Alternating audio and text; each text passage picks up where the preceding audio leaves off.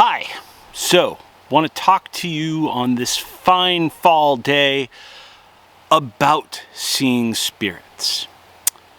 I teach a lot of classes. Every class I teach, I get the same refrain: help! I can't see spirits. I can't hear spirits either. I can't even smell the spirits. And I do the work. I should be able to do this. So in future videos, I'm going to have a couple quick tips and tricks, things you can do while watching the video even. And then I'm going to talk about different trainings and things. But before we do any of that, we need to reframe this whole thing. So maybe you're online.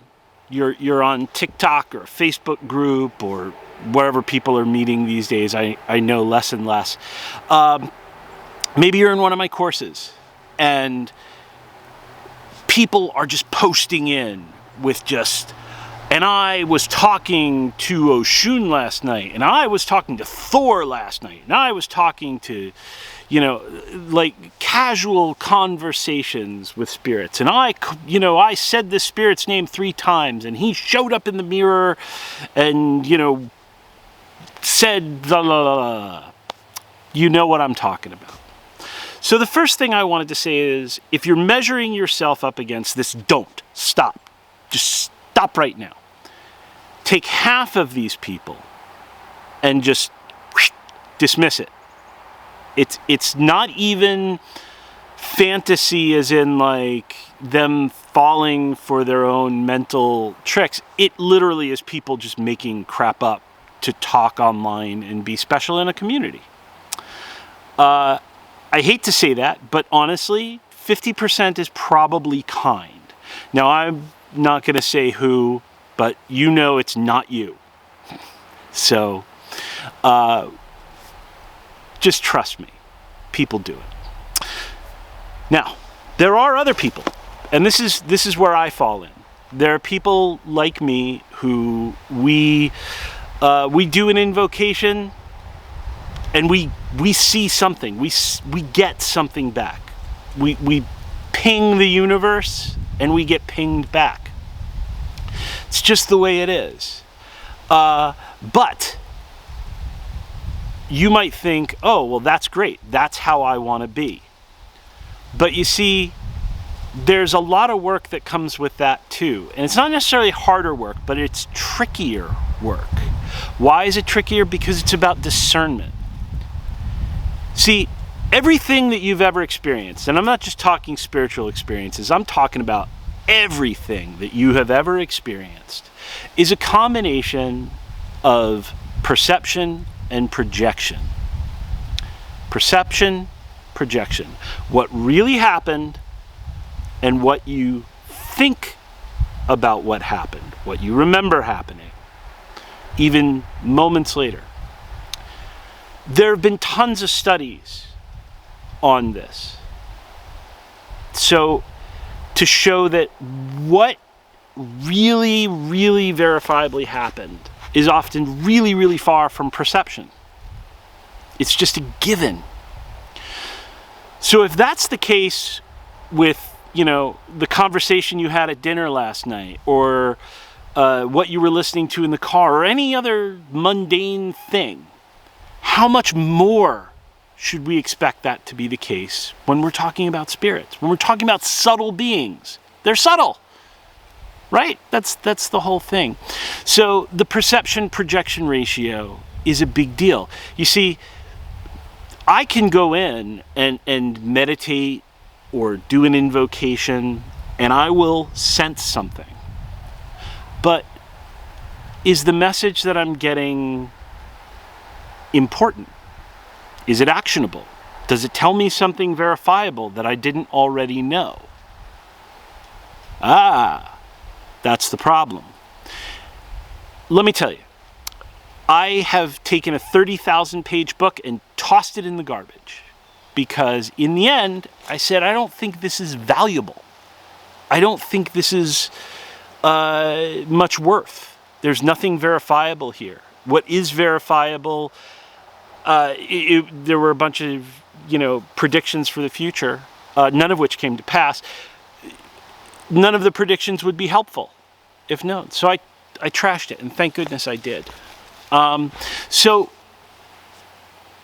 people who see and perceive things, we have a lot of work to do in terms of discernment, to getting to things that are actually important, actually meaningful. And I know you want to have the experience. You want to see spirits, and you want to hear the spirits, and that will let you know that they're real. But you know, there's another side of magic and witchcraft too. I know a lot of people who see and receive things, but they can't conjure their way out of a paper bag, right? Their spells come to naught. So, my friends, if you can influence minds and events, then that's a bigger part of witchcraft, frankly. It's a bigger part of sorcery, frankly, than having a 4K HD chat with old Horny behind me. So reframe this whole thing. Reframe this whole thing for yourself. Yes, there is training that can probably help you see and perceive spirits.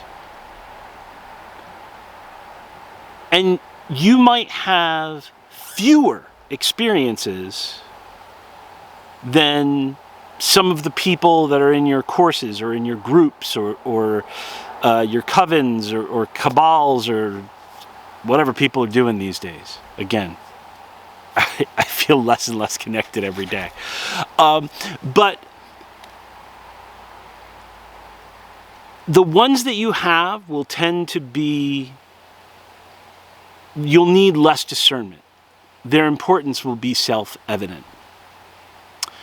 Last night I go for nightly hikes with my dog, and we hike around, and I usually come through the woods up this hill, which is in my backyard. And I don't know if you can see it. There's a little statue of old Horny behind me here. So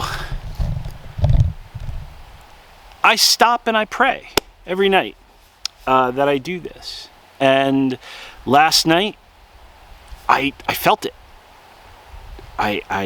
Everything went still, and I had a certain metallic taste in my mouth, and I received a 2-word message that I won't get into, like a whisper from behind me, even though the devil's head in front of me seemed animated, almost, what I call the Harryhausen effect, when this inanimate thing seems to move, but in a way that I can't quite put my finger on. It was cool, and it was meaningful to me in a kind of a thumbs up, keep doing what you're doing kind of way, but it wasn't actionable. It wasn't necessarily anything super important. So if you're head blind, as they call it, I don't like the term, but it is what it is. If you have trouble seeing, hearing, tasting, smelling spirits,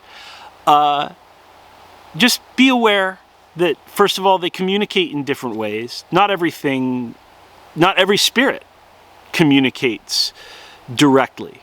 Some, you'll have a scrying mirror in front of you and they'll whisper from behind. Some won't see or say anything, but you'll go to sleep and you'll have a very vivid dream. Some will present strange and obvious omens in the days ahead. And sometimes you can reach out using tools like cards and spirit boards and pendulums and so on, which I know is not what you want.